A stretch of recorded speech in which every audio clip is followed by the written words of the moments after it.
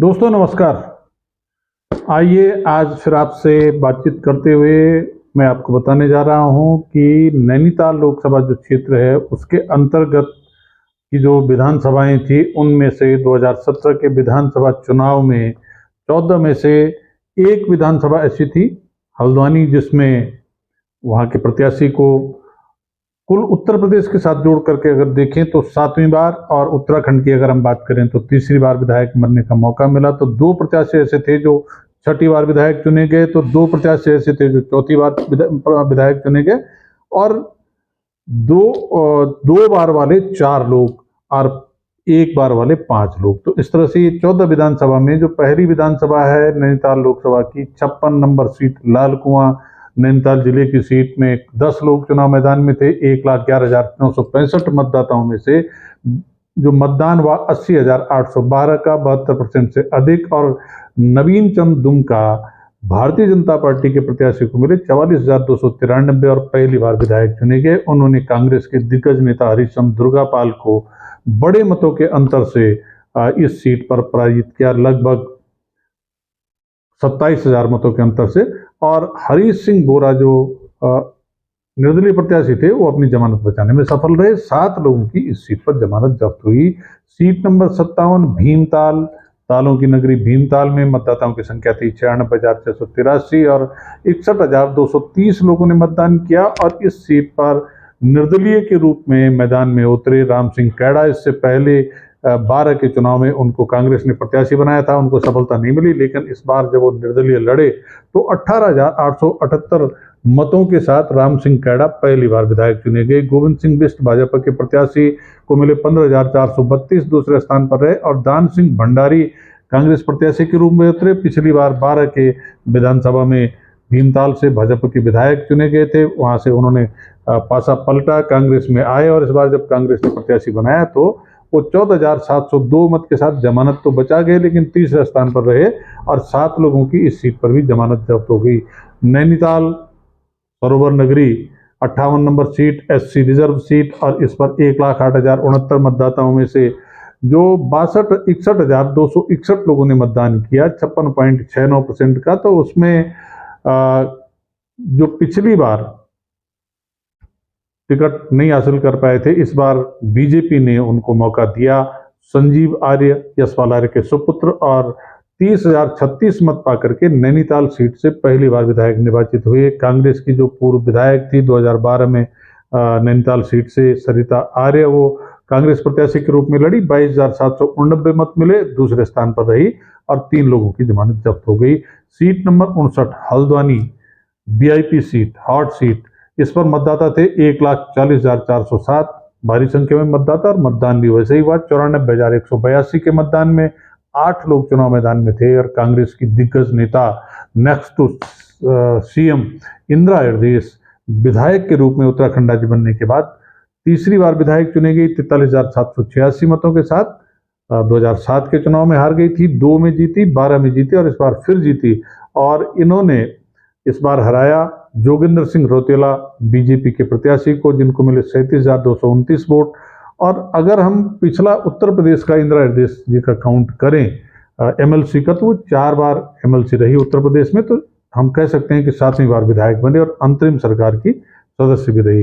Constituency number 60 काला ढूंगी जो 12 के परिसीमन में जो अस्तित्व में आई, 68.58% का मतदान हुआ। 1,48,431 में से जो मतदाता थे 1,01,800, यानी 1 लाख से अधिक लोगों ने मतदान में भाग लिया काला ढूंगी में, और 9 लोग चुनाव मैदान में थे। बंशीधर भगत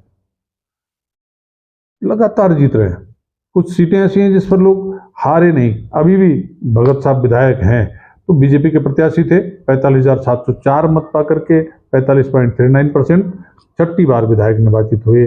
प्रकाश जोशी कांग्रेस के प्रत्याशी, ऑल इंडिया कांग्रेस कमेटी के सेक्रेटरी थे, दिल्ली में ज़्यादा रहते थे, 25,107 मत पाकर के दूसरे स्थान पर रहे।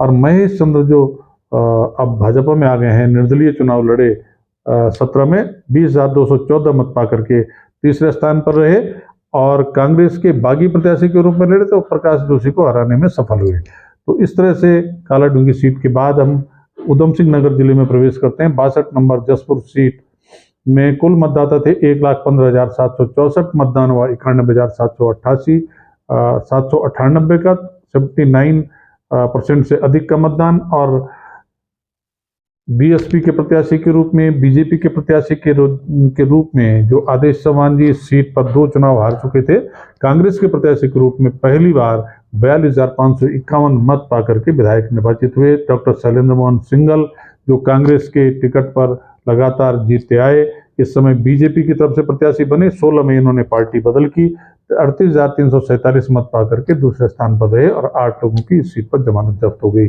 63 नंबर सीट काशीपुर, भाजपा की अभिजीत सीट, हरभजन सिंह चीमा चौथी बार राज्य बनने के बाद इस सीट से लगातार विधायक चुने गए। 11 लोग इस चुनाव मैदान में थे। मतदाताओं की संख्या थी 1,51,069 और मतदान हुआ 1,04,918।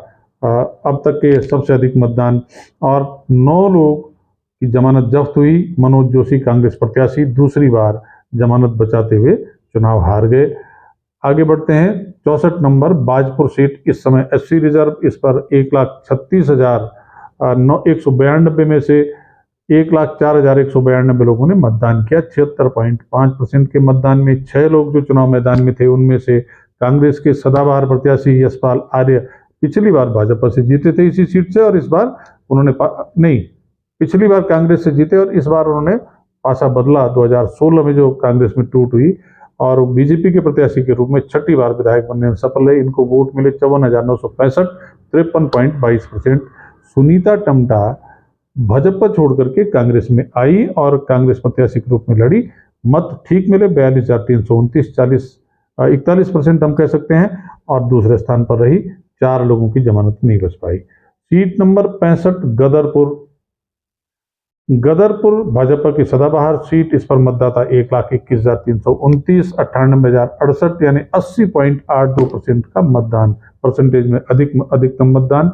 और अरविंद पांडे जी बीजेपी के प्रत्याशी 41,530 मत पाकर के चौथी बार विधायक निर्वाचित हुए। राजेंद्र पाल सिंह कांग्रेस के प्रत्याशी 27,424 मत पाकर के दूसरी बार चुनाव हार गए। जर्नैल सिंह काली बीएसपी के प्रत्याशी 26,115 मत पाकर के तीसरे स्थान पर रहे, जमानत बचा गए और 5 लोगों की जमानत जब्त हो गई। 66 नंबर सीट रुद्रपुर में 1,59,301 मतदाता, अब तक के सबसे अधिकतम मतदाता इसी सीट पर मुझे दिखाई दे रहे हैं।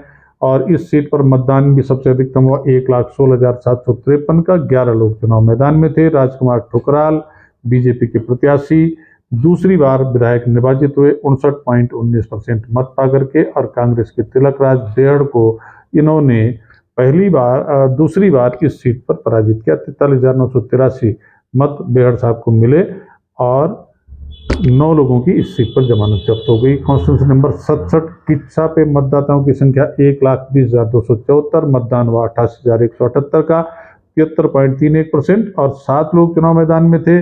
राजकुमार शुक्ला बीजेपी के प्रत्याशी 40,363 मत पाकर के दूसरी बार विधायक चुने गए।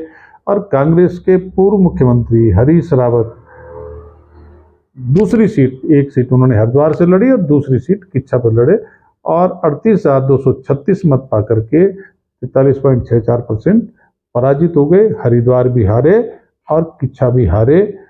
आगे बढ़ते हैं। 68 नंबर सितारगंज सीट पर पिछली बार जो 12 में चुनाव जीते थे भाजपा के प्रत्याशी, उनसे अपने लिए पूर्व मुख्यमंत्री विजय बहुगुणा जी ने सीट खाली कराई और वहां से उपचुनाव में विधायक निर्वाचित हुए थे। इस बार उनके सुपुत्र सौरभ बहुगुणा को बीजेपी ने अपना प्रत्याशी बनाया। 1,07,570 मतदाताओं में से 87,460 ने मतदान में भाग लिया। 10 लोग चुनाव मैदान में थे और बीजेपी प्रत्याशी के रूप में सौरभ बहुगुणा को 50,597 यानी 58% से अधिक मत मिले। विजय बहुगुणा जी को भी अच्छा मतदान हुआ था। और कांग्रेस की मालती विश्वास 22,147 यानी आधे से भी कम मत पा करके पराजित हो गई, दूसरे स्थान पर रही, जमानत बचा गई। 8 लोगों की जमानत जब्त हो गई। 69 number seat Nanakmatta schedule tribe reserve seat, 76.34% का मतदान, 1,08,512 में से 82,839 ने मतदान किया।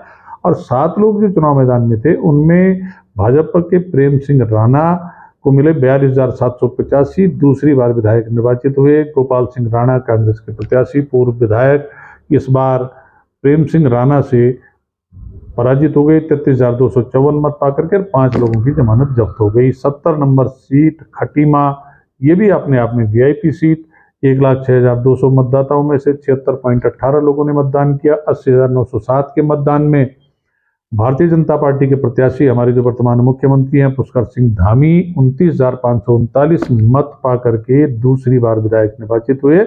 और विधायक निर्वाचित होने के बाद उनको इस 17 वाली सरकार में राज्य मंत्रिमंडल में तो स्थान नहीं मिला, लेकिन जो तीसरे मुख्यमंत्री के रूप में नरेंद्र मोदी जी ने उनको जरूर मौका दिया। भुवन चंद्र कापड़ी कांग्रेस के प्रत्याशी को मिले 26,830, 3% के मतांतर से चुनाव हार गए। और रमेश सिंह राणा बीएसपी के प्रत्याशी को मिले 17,804, 22.25%, जमानत बचा गई। 7 लोगों की जमानत जब्त हो गई। तो ये था